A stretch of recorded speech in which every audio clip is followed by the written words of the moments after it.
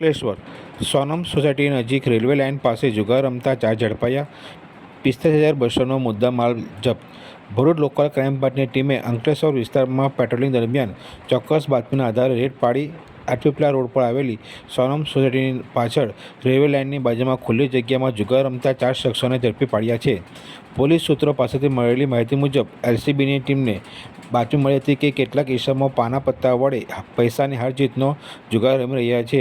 આ બાતમીના આધારે પોલીસે તાત્કાલિક સ્થળ પર દરોડો પાડ્યો હતો. રેડ દરમિયાન પોલીસે દીપ્તેશભાઈ અશોકભાઈ પટેલ, આશિષ સુરેશભાઈ તિવારી, મોહિત રામપ્રસાદ માલી અને રાજકુમાર રમેશભાઈ માલી નામના 4 શખ્સોને જુગાર રમતા રંગે હાથે ઝડપી પાડ્યા હતા. પોલીસે જુગારીઓ પાસેથી દાવ પર લાગેલા અને અંગઝડતીમાંથી મળી આવેલા રોકડ રૂપિયા મળીને કુલ 15,200 જપ્ત કર્યા છે. આ ઉપરાંત 30,000ની કિંમતના 3 મોબાઈલ ફોન પણ કબજે કરવામાં આવ્યા છે. આમ પોલીસે કુલ 45,200નો મુદ્દામાલ જપ્ત કર્યો છે. પોલીસે ચારેય ઇસમો પાસે જુગાર ધારા હેઠળ કાયદેસરની કાર્યવાહી હાથ ધરીને તેમને અટકાયત કરી છે. આ કાર્યવાહીથી જુગારીઓમાં ફફડાટ ફેલાયો છે.